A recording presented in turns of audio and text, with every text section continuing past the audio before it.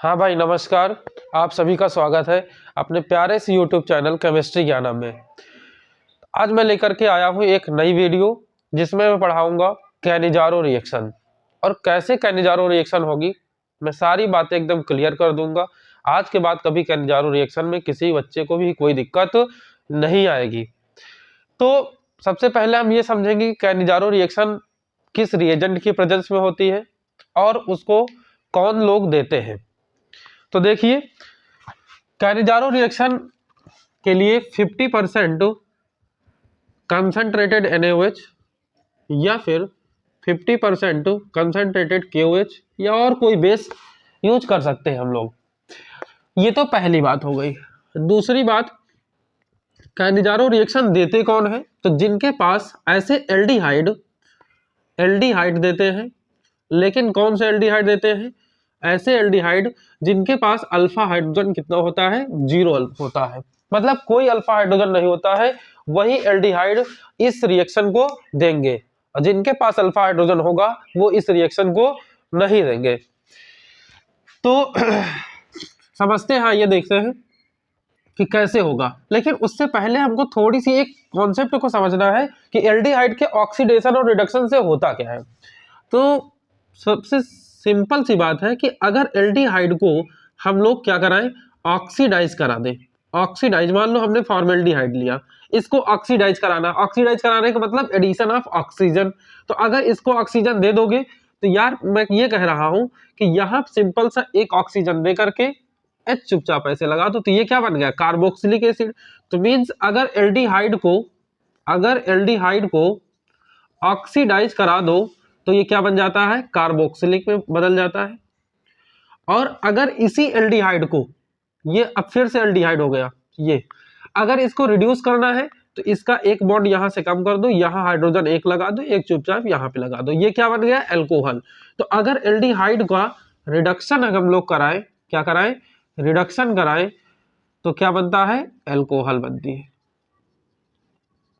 ठीक है, अगर रिडक्शन कराओगे तो एल्कोहल, अगर ऑक्सीडेशन कराओगे तो कार्बोक्सिलिक एसिड बनेगा।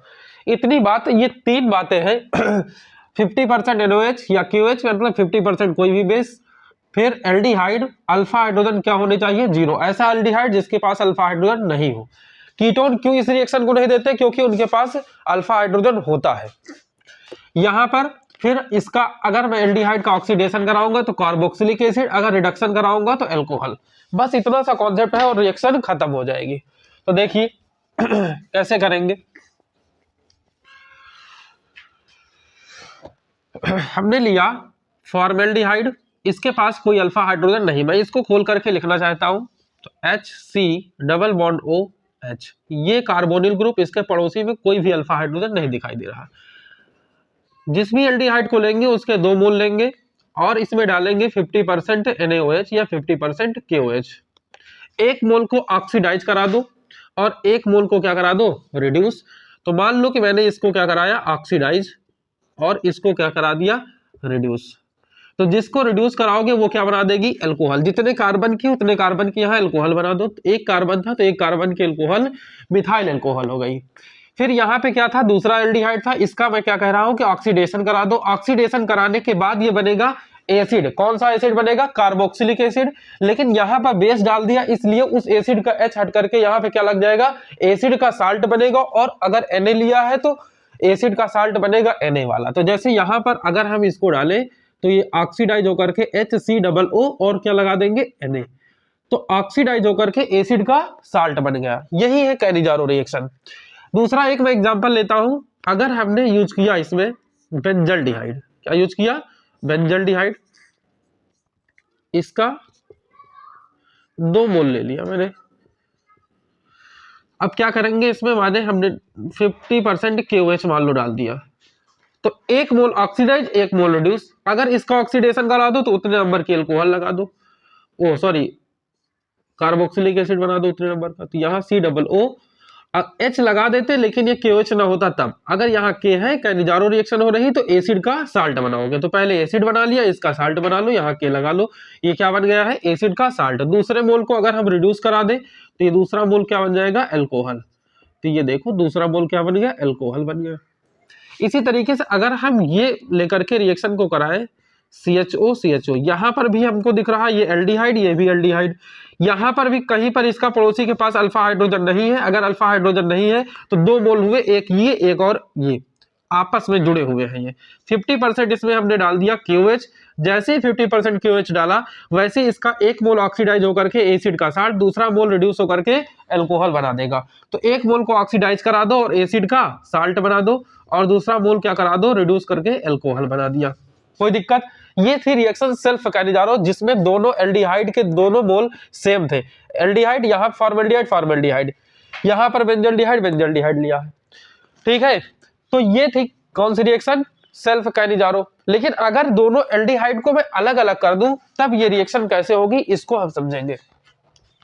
तो अगर मैंने यहां पर अलग अलग कर दिया किसको, एल्डिहाइड को, तब रिएक्शन को कैसे करेंगे, इस बात को हम बहुत अच्छे से समझेंगे, क्योंकि वहां पर फिर दिक्कत आएगी कि किस मोल को हम ऑक्सीडाइज करें और किसको रिड्यूस करें। तो देखो, अगर हमने लिया HCHO प्लस बेंजल्डिहाइड, यहां पर ले लिया, तो ये अलग है, ये अलग है। हमने डाला 50% NaOH। जैसे ये दिखाई दिया, यहाँ अल्फा हाइड्रोजन क्या है, 0, यहाँ पे अल्फा हाइड्रोजन क्या है, 0। जैसे अल्फा हाइड्रोजन 0 दिखाई दिया, हम समझ गए कि कौन सी रिएक्शन है। सामने लिखा 50% NaOH, बेस कंसंट्रेटेड बेस लिखा है, तो हम समझ गए कि कैनिजारो रिएक्शन है। और अगर कैनिजारो रिएक्शन है तो मेरे मन में एक बात आई कि 1 मोल को ऑक्सीडाइज कराओ, ऑक्सीडाइज करा करके एसिड का साल्ट बनाओ, दूसरे मोल को रिड्यूस करके एल्कोहल बना दो। तो अब इनमें किसको हम ऑक्सीडाइज कराएं, तो ये रिएक्शन होती है न्यूक्लियोफिलिक एडिशन रिएक्शन के अंतर्गत। तो न्यूक्लियोफिलिक एडिशन रिएक्शन की रेट जिसकी भी ज्यादा होगी उसको हम ऑक्सीडाइज कराएंगे। नार की रेट, न्यूक्लियोफिलिक एडिशन रिएक्शन जिसके भी नार की रेट ज्यादा होगी उसको ऑक्सीडाइज कराओगे, जिसके नार की रेट कम होगी उसको रिड्यूस करके एल्कोहल बनाओगे। अब दिक्कत आएगी कि नार की रेट किसकी ज्यादा होगी, तो मैं इस क्वेश्चन के लिए, बाकी मैं एक नार वगैरह के लिए मैं अलग से वीडियो बना दूंगा, लेकिन यहां पर हमको तैयारी करनी है इस रिएक्शन के लिए। तो हम इस पे एक सिंपल सा कॉन्सेप्ट बताता हूं कि अगर बेंजीन रिंग अटैच हो जाए एल्डिहाइड से तो वहां पर नार की रेट क्या हो जाती है, कम। तो यहां पर नार की रेट कम है, यहां पे नार की रेट क्या है, ज्यादा।